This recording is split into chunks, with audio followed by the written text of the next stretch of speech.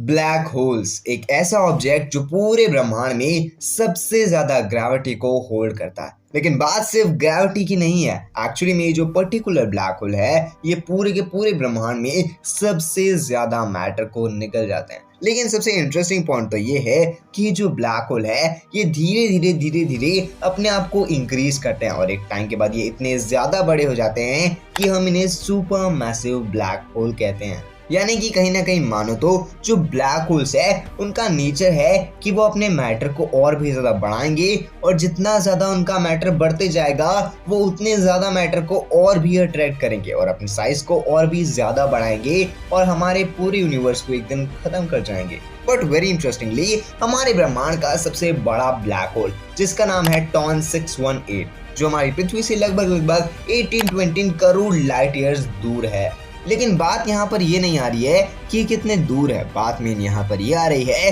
कि जो विशालकाय ब्लैक होल है जिसे हम सुपरमैसिव ब्लैक होल कह रहे हैं ये पूरे ब्रह्मांड में सबसे बड़ा है और इसकी खासियत ये है कि ये एक बार में हमारे सोलार सिस्टम जितने मास को खा जाता है यानी कि निकल जाता है। लेकिन एक्चुअली में ये जो पूरा का पूरा ब्लैक होल है ये एक फास्टेस्ट ग्रोइंग ब्लैक होल्स में से एक है। यानी कि ये बहुत कम टाइम में इतने सारे मैटर को निकल चुका है जिसकी वजह से ये हमारे पूरे ब्रह्मांड में सबसे बड़ा ब्लैक होल बन गया है। बट सबसे इंटरेस्टिंग पॉइंट तो ये है कि अगर ये गलती से हमारे सोलर सिस्टम में आ जाता है तो ये एक बार में हमारे पूरे सोलर सिस्टम को निगल जाएगा। लेकिन वहीं पर अगर मैं बात करूं हमारे पूरे के पूरे सोलर सिस्टम से सबसे करीबी ब्लैक होल की जिसका नाम है गाया BH1 जो लगभग हमारी पृथ्वी से 1600 लाइट ईयर्स दूर है, वो इसके अपोजिट है। जहाँ पर ये पूरे ब्रह्मांड में सबसे ज्यादा मैटर को निकलता है वहीं पर गाया BH1 कुछ निकलता ही नहीं है,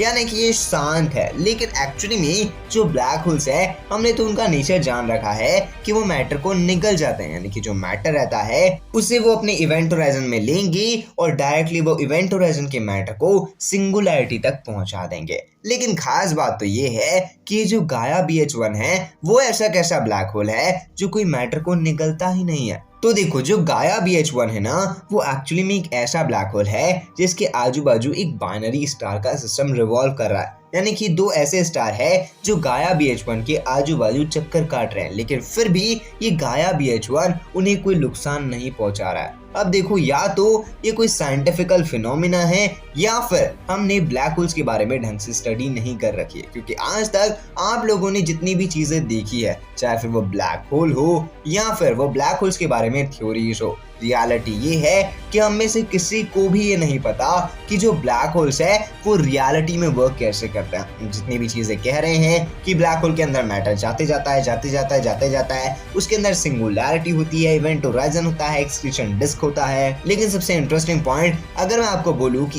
एक्चुअली में ये सारी चीजें एक हाइपोथेटिकल सोच है, यानी कि कहीं ना कहीं ये सारी चीजें एक इमेजिनेशन है। रियलिटी ये है कि आज तक हमने ब्लैक होल्स को ढंग से जाना ही नहीं है। जो ब्लैक होल्स है उनके अंदर एक्चुअली में क्या होता है, क्या ब्लैक होल के अंदर जाने के बाद टाइम पूरा का पूरा स्टॉप हो जाता है या वहां पर कुछ ऐसा होता है जो एक्चुअली में हमारे ब्रह्मांड में नहीं होता। यानी कि कहीं ना कहीं अगर हम नॉर्मली देखेंगे तो आज तक हम जितनी भी चीजें ब्लैक होल्स के बारे में सोच रहे हैं वो सब की सब चीजें एक एजम्पशंस है या फिर एक एजम्पशन से कम नहीं है। इसलिए कहीं ना कहीं हमें ये चीज को जानना चाहिए कि अभी तो हमें दो ही ऐसे ब्लैक होल मिले हैं, एक जो सुपर मैसिव है, इतना विशाल है जिसके बारे में कोई सोच नहीं सकता, लेकिन वहीं पर गाया BH1 गाय की तरह शांत है जो मैटर को निगलने से भी डरता है। बट वेरी इंटरेस्टिंगली हो सकता है आने वाले टाइम पे जैसे जैसे हम ब्लैक होल्स के बारे में रिसर्च करते जाए हमें और भी इंटरेस्टिंग चीजें मिलते जाए, जिसकी वजह से मे भी हो सकता है कि जो ब्लैक होल्स की मिस्ट्री है वो और भी ज्यादा क्लियरिटी से सॉल्व हो पाए। बट वेल अब आपको क्या लगता है कि क्या हमारे ब्रह्मांड में गाया BH1 जैसे और भी ब्लैक होल्स है? आप अपनी ओपिनियन कमेंट बॉक्स में जरूर बताइएगा।